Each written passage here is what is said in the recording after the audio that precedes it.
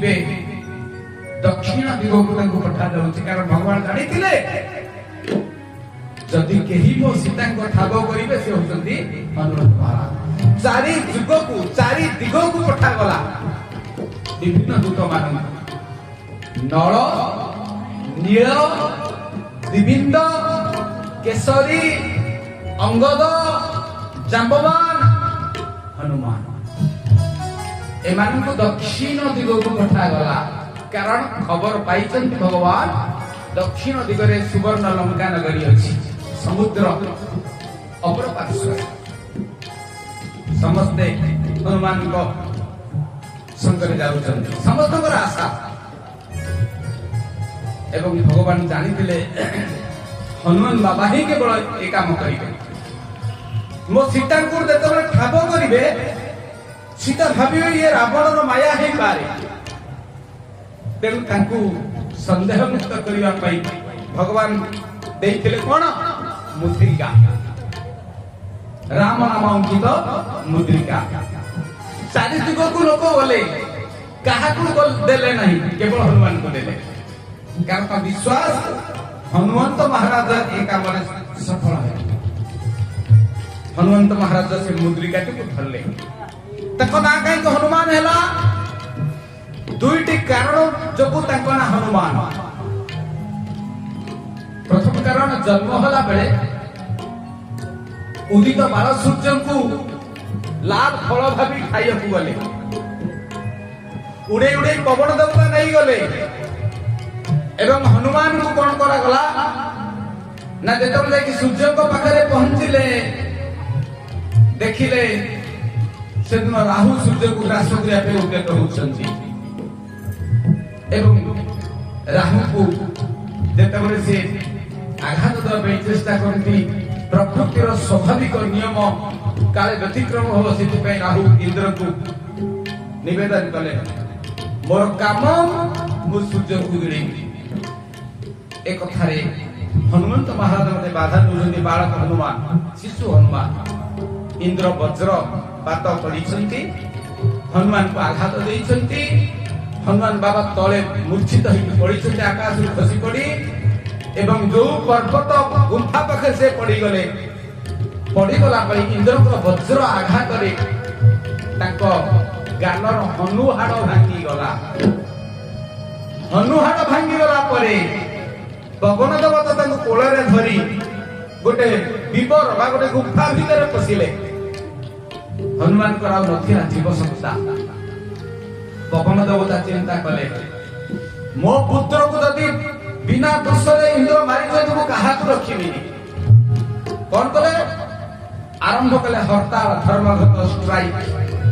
ଚକା ବନ୍ଦ, ଅଖ ବନ୍ଦ। ସମସ୍ତଙ୍କ ଚକା ବନ୍ଦ ହେଲେ ଚଳିବ, କିନ୍ତୁ ପବନ ଦେବତାଙ୍କ ଚକା ବନ୍ଦ ହେଲେ କେହି ବଞ୍ଚିପାରିବେ। କାରଣ ଯଦି 3 ମିନିଟ ବା 2 ମିନିଟ ପବନ ବନ୍ଦ ହବ, ସାରା ପୃଥିବୀ ସମାଧି ହେଇଯିବ, ସମସ୍ତେ ମରିବେ। କାରଣ ନିଶ୍ୱାସ ପ୍ରଶ୍ୱାସରେ ଆମେ ପବନକୁ ଗ୍ରହଣ କରି, ବାୟୁକୁ ଗ୍ରହଣ କରି। ବାୟୁ ଦେବତା ବନ୍ଦ ହେଇଗଲେ ସମସ୍ତେ ଅତିଷ୍ଠ ହେଲେ, ଜୀବସତ୍ତା ଲୋପ ପାଇବାକୁ ବସିଲା। ସମସ୍ତେ ଛଟପଟ ହେଲେ, ନିଶ୍ୱାସ ନେଇପାରିଲେନି। ସମସ୍ତେ ଯାଇକି ବ୍ରହ୍ମାଙ୍କୁ କହିଲେ। ବ୍ରହ୍ମା ଜାଣିଲେ ଯେ ପବନ ଦେବତାଙ୍କର, କାହିଁକି ପବନ ଦେବତା ଏଭଳି ନିଷ୍ଠୁର ନିର୍ଦ୍ଧାରଣ କାମ କରୁଛନ୍ତି, କୋଉଠି ଅଛନ୍ତି ପବନ ଦେବତା? ଜାଣିଲେ ହିମାଳୟର ଏକ ବିବର ଦ୍ୱାରରେ ଅଛନ୍ତି, ଗୁମ୍ଫା ଦ୍ୱାରରେ ପହଞ୍ଚିଗଲେ। 33 କୋଟି ଦେବତା ପବନ, ପବନ ତୁମେ ଏବେ ପ୍ରବାହିତ ହୁଅ, ଏଇ ଦେଖ ସମଗ୍ର ଜଗତ କେମିତି ହାହାକାର କଲାଣି, ସମସ୍ତେ ମରିଯିବେ। କହିଲେ ସମସ୍ତେ ମରନ୍ତୁ, କୋଇ ବାତ ନାହିଁ, ମୋ ଛୁଆଟା ତ ମରିଗଲା ନା, ମୋ ଛୁଆ ମରୁଛନ୍ତି ମାନେ ସମସ୍ତେ ମରିବା ଦରକାର। এই কথা ব্রহ্মা চিন্তা করে, কଣ କହୁଛ? ଆଗେ ମୋ ପିଲାକୁ ବଞ୍ଚେଇ ଦିଅ, ଜୀବଦାନ ଦିଅ। ବ୍ରହ୍ମା କଥା ଶୁଣିଲା ପରେ ଜାଣିପାରିଲେ ଇଏ ରୁଦ୍ରାବତାର, ଇଏ ମରନ୍ତି, ଇଏ ମାରନ୍ତି, ସଂହାର କରନ୍ତି ରୁଦ୍ର। ତେଣୁ କଣ କଲେ? ଜୀବଦାନ କଲେ। ଇନ୍ଦ୍ରଙ୍କୁ କହିଲେ ତୁମେ ଭୁଲ ମାଗ। ଇନ୍ଦ୍ର ଭୁଲ ମାଗିଲେ, ଖାଲି ଭୁଲ ମାଗିଲେନି, ପେନାଲ୍ଟି ବି ଦେଲେ। କଣ ପେନାଲ୍ଟି ଦେଲେ? ଆଜିଠୁ ମୋ ବଜ୍ର ତତେ ଆଘାତ କଲେ ବି ତତେ କାଟି କରିବନି, ବରଂ ମୋ ବଜ୍ରକୁ ତୁ ଆଘାତ କରିବୁ। ଅର୍ଥାତ୍ ମୋ ବଜ୍ର ପ୍ରହାର ତତେ କାଟିବନି, ତତେ ଯୋଉ ସମୟରେ ମୁଁ ବଜ୍ର ପ୍ରହାର କରିବି ବୁମେରାଙ୍ଗ ହେଇକି ମତେ ପ୍ରହାର କରିବ। ଏଥର ଖୁସି ନା? ସମସ୍ତ ଦେବତା ମାନେ ନିଜ ନିଜର ବଳ ପରାକ୍ରମ ପ୍ରଦାନ କରେ। ଏ ପୃଥିବୀରେ ସେ ସ୍ୱାମୀ ସ୍ତ୍ରୀକୁ ସବୁ ଦେବତା ବଳ ଦେଇଥିଲେ। ହନୁମାନ ହଉଛନ୍ତି ରୁଦ୍ର, ତାକୁ ସବୁ ଦେବତା ବଳ ଦେଲେ, ତାଙ୍କ ସ୍ତ୍ରୀ ଦୁର୍ଗାକୁ ବି ସବୁ ଦେବତା ବଳ ଦେଲେ। ସ୍ୱାମୀ ସ୍ତ୍ରୀ ଭାରି ଚାଲାକ। ମହିଷାସୁର, ଶୁମ୍ଭ ନିଶୁମ୍ଭ, ଚଣ୍ଡମୁଣ୍ଡ, ରକ୍ତବୀର୍ଯ୍ୟ, ଶୁମ୍ଭ ନିଶୁମ୍ଭ ଏବଂ ଦୁର୍ଗମ ରାକ୍ଷସ, ଏମାନଙ୍କୁ ମାରିବା ପାଇଁ ମତେ ଅସ୍ତ୍ର ଦିଅ, ଶସ୍ତ୍ର ଦିଅ ଏବଂ ବଳବୀର୍ଯ୍ୟ ଦିଅ। ଦୁର୍ଗା ସମସ୍ତ ଦେବତା ମାନଙ୍କର ବଳରେ ବଳିଆ। ତାଙ୍କ ସ୍ୱାମୀ ରୁଦ୍ରାବତାର ହନୁମାନ ବି କିଛି ସେ କମ୍ ନାହିଁ। ଏବଂ ବ୍ରହ୍ମା ତାଙ୍କର ନାମକରଣ କଲେ ହନୁମାନ, କାରଣ ତମ ହନୁ ହାଡ଼ ଭାଙ୍ଗି ଯାଇଛି। ଏବଂ ଏଇ ଘଟଣାରେ ତାଙ୍କ ନାଁ ହେଲା ହନୁମାନ। ତତ୍ଵ କଣ କହିଲେ? ହନୁମାନ ହଉଛି ଏକ ଭାବନା। ହନୁମାନ ତାଙ୍କ ନାଁ କାହିଁକି ହନୁମାନ ହେଲା ନା ହନ୍ୟତେ ମାନ ଅନେନ ଇତି। ଅନ୍ୟମାନଙ୍କର ମାନ, ଅନ୍ୟମାନଙ୍କର ଅଭିମାନକୁ ଯେ ଭାଙ୍ଗେ ସେ ହେଲେ ହନୁମାନ। କାହା ଅଭିମାନକୁ ଭାଙ୍ଗିଛନ୍ତି ଜାଣିଛନ୍ତି? ଆପଣ ଶୁଣିଲେ ମୁଣ୍ଡରେ ହାତ ଦେବେ। ରାବଣର ହନୁମାନ ତ ଭାଙ୍ଗିଲେ, ଇନ୍ଦ୍ରଜିର ଭାଙ୍ଗିଲେ, ସମସ୍ତଙ୍କର ଭାଙ୍ଗିଛନ୍ତି। କୃଷ୍ଣ ଅବତାରରେ ଦିନେ ସୀତାଙ୍କ ଅଭିମାନକୁ ଭାଙ୍ଗିଥିଲେ। ସୀତାଙ୍କର ଅଭିମାନ, ଯୋଉ ସୀତାଙ୍କୁ ସେ ମା ବୋଲି ଡାକନ୍ତି, ଦିନେ ରାମ ଆଦେଶ ଦେଲେ, ହନୁ ତୁମେ ଆଜି ସୀତାଙ୍କ ଗର୍ବ ଭାଙ୍ଗିବ ନା ଭାଙ୍ଗିବି? ନାଇଁ ତ ହଁ କରିଦେଲି, ମା ତ ସେ ଭାଙ୍ଗି ଦିଅନ୍ତି, ସେଟା ନା ଭାଙ୍ଗିବାକୁ ପଡିବ। ମୁଁ ସେ କଥା କେବେ ଆସିଲେ କହିବି। ସୀତାଙ୍କ ଗର୍ବ ମଧ୍ୟ ସେ ଭାଙ୍ଗିଥିଲେ, ଅଭିମାନକୁ ଭାଙ୍ଗିଥିଲେ। ଦ୍ୱାପର ଯୁଗରେ ଇଏ ତ ରାମ ଅବତାର ଚାଲିଗଲେ, କୃଷ୍ଣ ଅବତାର ହେବେ। କୃଷ୍ଣ ଅବତାର ହେଲା ପରେ ରୁକ୍ମଣୀଙ୍କର ଗର୍ବ ଭାଙ୍ଗିଥିଲେ, ସୁଦର୍ଶନ ଚକ୍ରଙ୍କର ଗର୍ବ ଭାଙ୍ଗିଥିଲେ, ଦିଥର ଅର୍ଜୁନଙ୍କ ଗର୍ବ ଭାଙ୍ଗିଥିଲେ, ଭୀମଙ୍କର ଗର୍ବ ଥରେ ଭାଙ୍ଗିଥିଲେ। ଭଗବାନ ହନୁମାନଙ୍କ ଦ୍ୱାରା ସମସ୍ତଙ୍କର ଅଭିମାନକୁ ଭଗ୍ନ କରୁଥିବାରୁ ତାଙ୍କ ନାଁ ହେଲା ହନୁମାନ। ହନ୍ୟତେ ମାନ, ତାର ବିପତ୍ତି ହନ୍ୟତେ ମାନ ଅନେନ ଇତି। ତେଣୁ ହନୁମାନ, ହନୁହାଡ଼ ଭାଙ୍ଗିଥିବାରୁ ହନୁମାନ, ସମସ୍ତଙ୍କର ଗର୍ବ, ଦମ୍ଭ, ଅହଙ୍କାରକୁ ଯେ ଭାଙ୍ଗନ୍ତି ସେ ହେଲେ ହନୁମାନ। ଆଉ ସେ ନିଜେ ନିରଭିମାନ। ତାଙ୍କୁ ସେ ମୁଦ୍ରିକାଟିକୁ ଦେଇଥିଲେ। ଆପଣ ଜାଣିଛନ୍ତି ହନୁମାନଙ୍କର ବାବା ହଉଛନ୍ତି ପବନ ଦେବତା, ନାଇଁ? ହନୁମାନଙ୍କ ମନରେ ଗର୍ବ ନଥାଏ।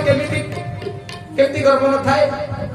ହନୁମାନ କିଏ ନା ଦାସ୍ୟ ଭକ୍ତିର ଆଚାର୍ଯ୍ୟ, ଅପ୍ରକାଶ୍ୟ ସେବାରୁ ସେ ଜାତ। ସେବା କେଇ ଭାଗରେ ବିଭକ୍ତ? 2 ଭାଗରେ। ଆପଣ ଭିତରେ ପସନ୍ଦ ସୁନ୍ଦରକାଣ୍ଡ ଗପ 5 ମିନିଟରେ କହିଦେବି। ସେବା କେଇ ଭାଗରେ ବିଭକ୍ତ? 2 ଭାଗରେ। ଗୋଟେ ପ୍ରକାଶ୍ୟ ଆଉ ଗୋଟେ ଅପ୍ରକାଶ୍ୟ। ଆମେ ବହୁତ ଲୋକ କ୍ୟାମେରାରେ ଫଟୋ ଉଠେଇବା ପାଇଁ ଲୋକଙ୍କର ସେବା କରି ଟିକେ ଫଟୋରେ ଉଠେଇଦେଲୁ, ପେପରରେ ଦବା, ପ୍ରକାଶ୍ୟ ସେବା। ଅପ୍ରକାଶ୍ୟ ସେବା କିଏ?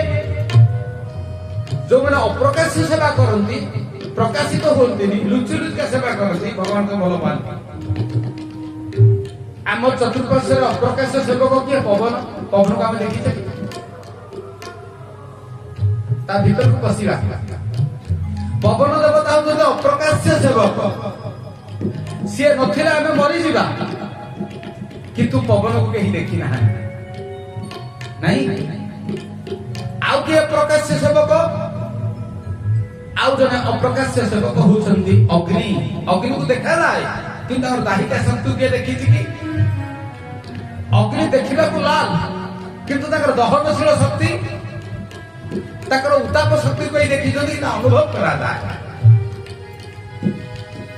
ଫୁଲର ବାସ୍ନା ଦେଖାଯାଏ କି? ଫୁଲ ଦେଖାଯାଏ, କିନ୍ତୁ ତାର ବାସ୍ନା ଦେଖାଯାଏ ନାହିଁ। ଅପ୍ରକାଶ୍ୟ ସେବକ ହଉଛି ଫୁଲର ବାସ୍ନା। ଅପ୍ରକାଶ ସେବକ ହଉଛନ୍ତି ପବନ ଦେବତା। ଯିଏ ଅପ୍ରକାଶ ଏତେ ସେବା କରିକି ନିଜକୁ ପ୍ରକାଶିତ କରନ୍ତି ତାଙ୍କର ପୁଅ ହଉଛନ୍ତି ହନୁମାନ। ବାପ ଯାହାର ଏମିତି वो तो ताट बाप से बेटा जरा होना चाहिए। गोटे अप्रकाश सेवकंकर पुत्र सी एते सेवा करती प्रभुंकर किंतु निजे किछि गर्व करंतेनी।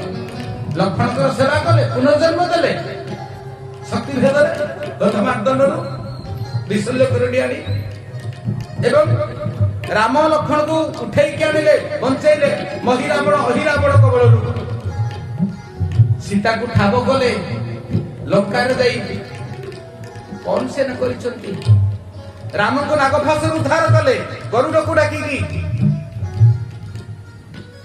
भगवान को अप्रकाश सेवक होत हनुमान महाराज सेवा करते रुचि रुचि का सेवा करते आमे देखै देखै सेवा करे हनुमान आम भीतर फरक होउछे या एक कथा भगवान चाहନ୍ତି हनुमान को श्रेय तकर मुद्रिकाटी को प्रदान कले से मुद्रिकाटी को नहीं हनुमान जाउचंती प्रभु मुद्रिका मेली मुखामाई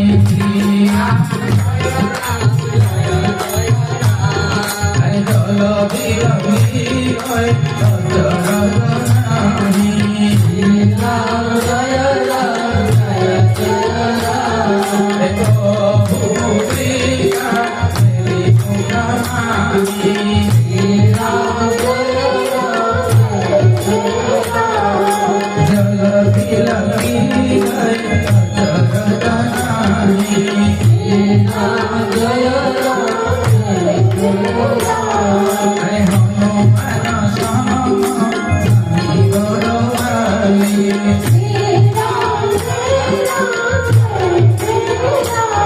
Hare Hare